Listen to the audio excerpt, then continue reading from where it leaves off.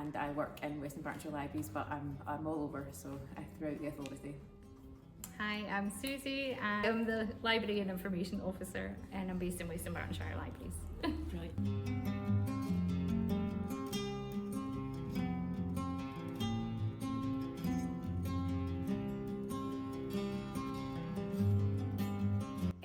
Probably a bit of both. Yeah. So Susie had already done something very similar, using a kind of sister, I guess, department's resources.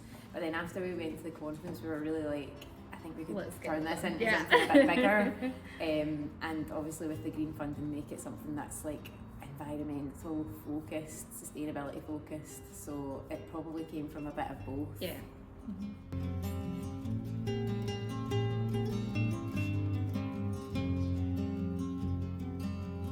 Begin with, I thought it was going to be really difficult, and once I seen the questions I was like, oh, I don't know if we fit that, I don't know if we fit that, but actually it was so straightforward. I think like sewing as I guess in its nature is environmentally friendly, so everything to do with it just kind of fell into place. So we kind of brainstormed some of the bits to make sure that we were making sure it kind of fell into place, but largely everything about it fitted exactly what they were asking for, so it worked out well in the end. Yeah, we discussed it on the train on the way back from the Phillips conference, because that kind of gave us the extra push to be like, right, let's get this done.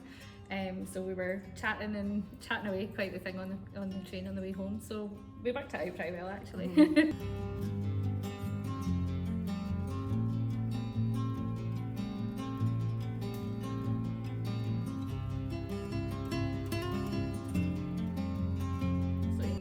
Behind all that. I don't know if I'd say that. I've done it in a like private sector before. I've never done it in the public sector. So that aesthetic thinking itself is just different. It's different when you're asking for funding for things that don't have any money, if that makes sense. So in general, the application process was really straightforward though. It was quite supportive, and the questions are like really particular. They're not too vague, where you end up going off topic. We knew what we had to think about, we knew what questions we had to ask ourselves, so it was quite straightforward really.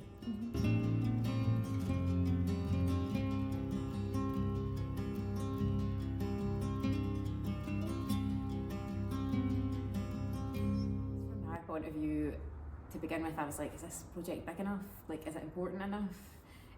But now that we've actually secured the funding, I think that cements in the fact that like it doesn't matter, if that makes sense. Like every little step forward that we can do in the library to do with environmentalism or sustainability, or just in general opening people's eyes to being more green, is important, and it is big, or it has a big impact. So I would say don't be put off by thinking your idea is too small, and just do a bit of research in terms of like your timelines and what resources you actually need to achieve what you want. That was, I think, our biggest kind of stumbling block, to think like, how are we going to do this in practice? So a wee bit of like foresight planning went a long way.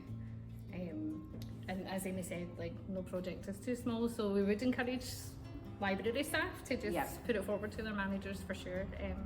I mean, their managers have been a great support, supporting us through the whole process there. So,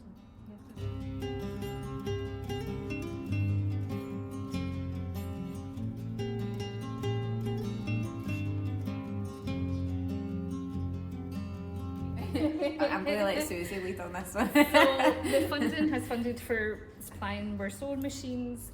We did put a call out to the public to see if we can get some fabrics, some kind of bits and bobs to get the project going.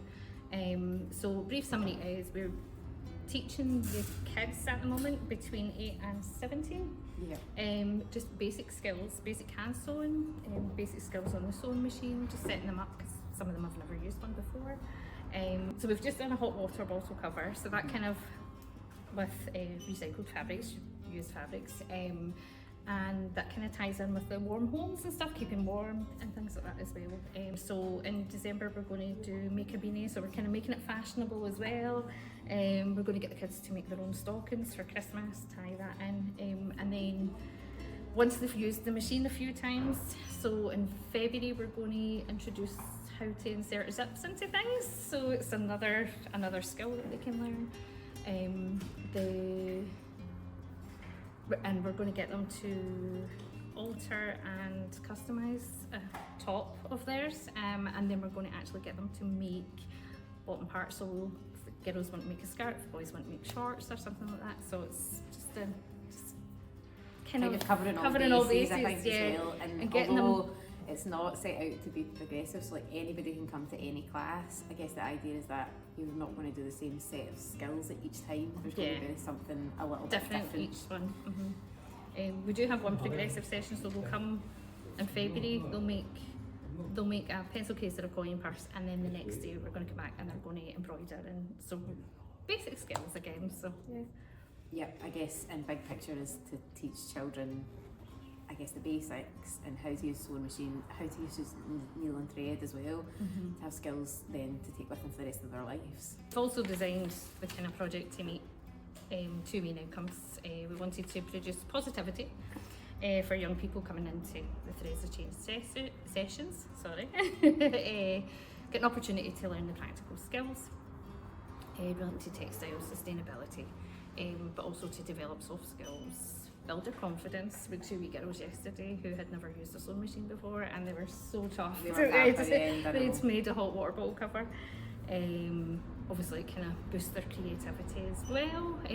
Have made the mood boards because that will open up a conversation about sustainability, climate, the environment, and help them obviously kind of realise that they're making they're kind of making an effort and making a change. Actually, there was a wee girl, Jessica, who was doing I don't know if they were doing climate change or environmentalism at school, and her mum was saying to her, you'll be able to talk to them about this, and just trying to get her to understand how those two things link, how what she's doing on the sewing machine can lead to her then avoiding, or I guess taken away from like fast fashion and things like that as well. So it was a nice tie-in to different parts of their life, I guess, as well. Yesterday was older ladies who were just in the library who were like, this is so great, like just thought it was amazing. And there's a grown-up sewing class in the centre as well, and they were like, I just love that their little ones being taught. They're just learning it now because it's kind of a long forgotten skill somehow. It isn't taught, so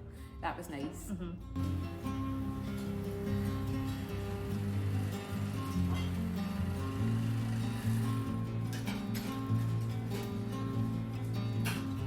Biggest benefit would be we're kind of targeting the age range of the kids that we don't normally see in the libraries. Because we get a lot of younger ones, and then as they kind of go up the school, they kind of just vacate away from the libraries. They've got their own things to do. So we thought it would be the biggest benefit would be to try and draw these kids in, and then that way they can associate the libraries not just with books, they can associate the libraries at somewhere fun and safe to go. I'm trying to think what else, and obviously we can promote the services that we have in the libraries. To them, we've got new books that we'd ordered, so we've got sewing like pattern things in them, and it teaches you, like talks you through the steps and how to do it, so it means that we can go and do that as well. I think, and to have resources that, like you say, like are more than what a traditional library would have been thought of originally. And although this project has been well planned out for this year, we have these resources now to continue to grow this. I guess, and to offer our local community ways to grow and learn that isn't just traditional. Well, we would like to put it to the wider range of the districts, just throughout West Dunbartonshire, and also different age ranges as well. Maybe start an adult class later on.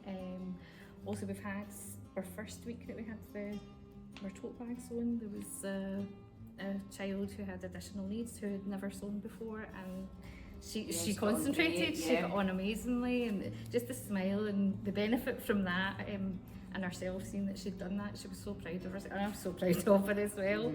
And when it affects us as well, because yesterday I just went home and I was absolutely buzzing the whole night, because I was like, oh, I've made a difference, I've done something, and the kids were so proud of themselves that they'd managed to make something. So mentally as well, it helps my mentality, it boosts and I think, like, and it boosts your confidence. When you're talking about like young children like having climate anxiety, I think that's like really clear in grown-ups as well. But when you do certain things in your life, you think, oh, like I'm helping, or I'm not helping, whatever it might be. But doing something that's really tangible, that's like, this feels like it's contributing not only to what I do, but to teach other people and inform other people and help other people learn how they can do it better, does feel like it has a really big impact. So I think not just for our library patrons, but I guess for our local community, for the skills that those children learn that then go into their families or they tell their friends about, it just has a knock-on effect of something that's a lot bigger.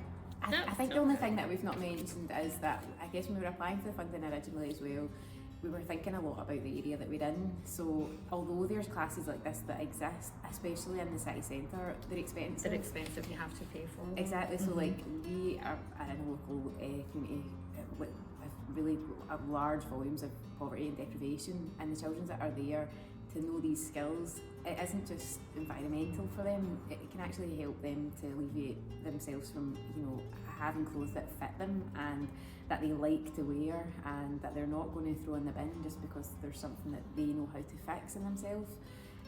So I think that was a big part of the project as well, which I guess is talking about how people are disadvantaged by the climate change in general, and that they are living in poverty.